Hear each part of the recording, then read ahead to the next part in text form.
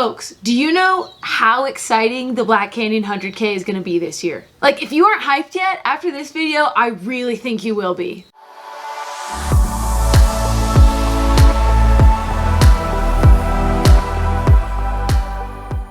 Hey y'all, welcome back to Biz Vibe. I'm Vivian Camille, and today I'm talking about the women's elite field. Barring Western States, this is like one of the most competitive fields I've talked about. I'm talking like 30, 40 deep. Today, I'm just gonna be talking about the women's field. I love you men, you're gonna do amazing. That field is also stacked as well, but I figured somebody else will cover that. I am just most excited about the women's race. My guess is this year is gonna start fast and it's gonna end fast. I think it's gonna be a complete showdown. And this year there are 3 whole golden tickets into Western States, as opposed to those half golden tickets. Okay, let's start out with some familiar names. Devin Yanko. I think I'm gonna put my money on her for the win this year. Her training has been steady and she's been able to log consistent 100-mile weeks, winning the Arches 50K in 14:13 as a steady effort. Prior to that, for like a real race effort, she was 3rd at the JFK 50-miler. This lady has speed as well as endurance to get her through the race. My one hesitation, and this goes for many of the runners coming from colder conditions, she's been running in cold weather. If the weather is anything like it was this past weekend, it's gonna warm up, and the 70 degrees it gets on the back half of the course feels much closer to 85 when you've already run 50 miles and there's no shade anywhere on the course. So if she has a good day and moves through the heat well, I think she could very well be the winner. Wang. Off the radar for a bit. Last race was 2019. She took first for the North Face Endurance 50-miler. That same year, she did race Black Canyon in a smoking time of 8:48. The course was different that year, but she is familiar with the course. And having made it to Western States 3 times and only finishing once, I think she's gonna be real hungry for that golden ticket. However, she is a bit of a wild card still. There wasn't much to compare on Strava from her previous years, but from what I could tell, her training this year looks super chill, and compared to Devin Yanko's, her training is pretty minimal. Addie Bracey is somebody who was at Black Canyon last year. She came in 5th place despite having to walk the last few miles due to lost salt tabs. So the course is gonna be fresh on her brain, and she needs a ticket into Western States this year. She's gunning for a top 3 finish, and her training reflects that. Again, this is another person who's put in consistent training and some 100-mile weeks, along with some skiing to break things up. Looks like she's also spent a good bit of time focusing on power hiking, which is gonna be pretty helpful on that backside of the course. Mentally, she seems confident and poised coming into this race. Gallagher, 2021, she raced Western States, took 17th place, and then in September, she raced Devil on the Divide 50K, taking 2nd place. She has won Western States in the past, so is familiar with the longer distance, but has a very chill training approach compared to some of the other ladies out there. I'd say she's a low mileage runner and does pretty well with that low miles.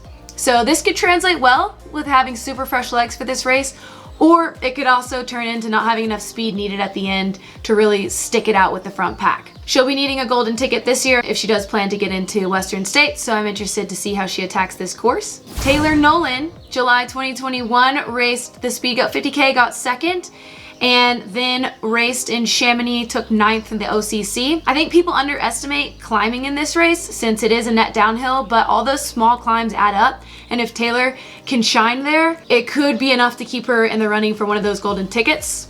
She has her Strava hidden, I believe, because if she doesn't, good luck. She's got secrets.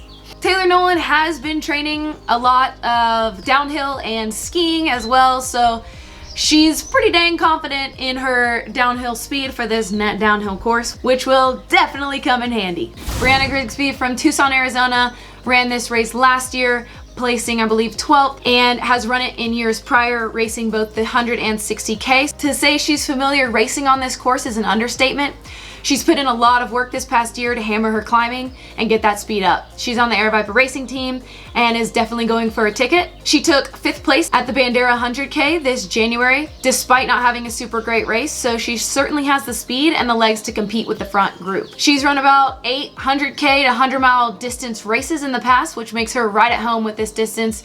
And this year, she does have her nutrition dialed in perfectly. So that was her problem last year with this course. Hopefully things will be smooth sailing for her this year so she can grab one of those tickets and represent Tucson well.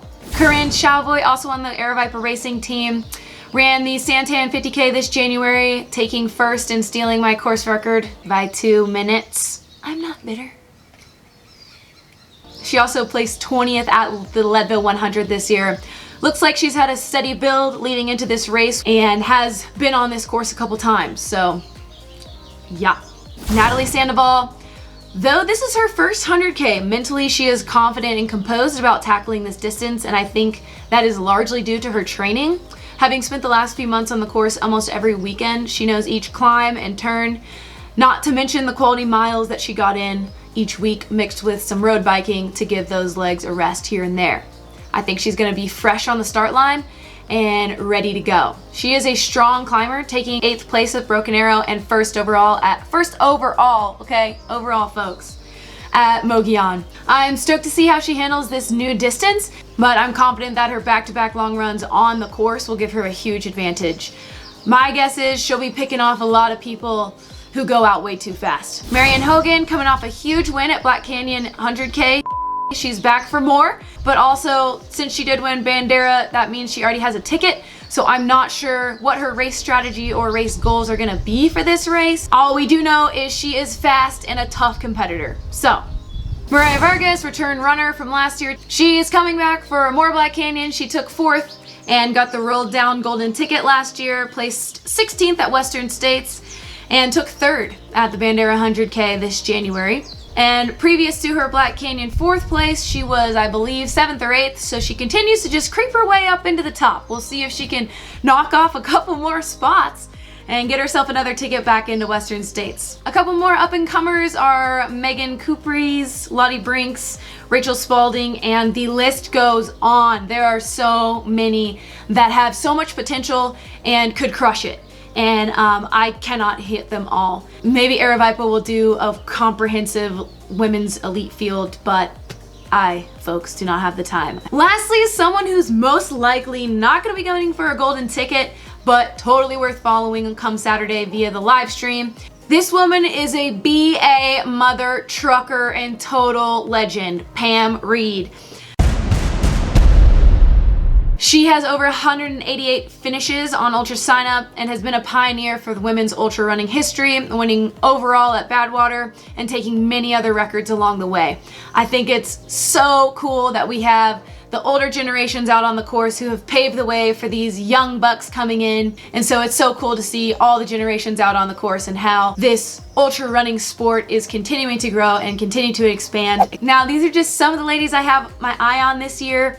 This is in no way a full breakdown of the women's elite field. That would be a lengthy video. I certainly hope to see some Arizona ladies up there standing on the podium with some golden tickets headed to Western States. I know that they are well trained. I've run with some of them and they are certainly adapted to the heat. It just makes my heart so happy to see such a stacked women's field this year. It just means our sport is growing. So go get them, ladies.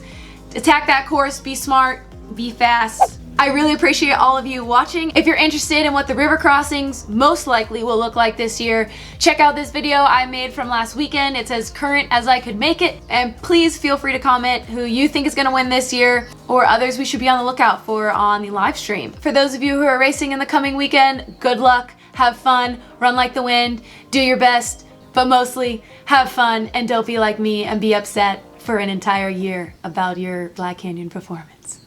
Yeah. I will see y'all out there. You guys are the best and happy trails.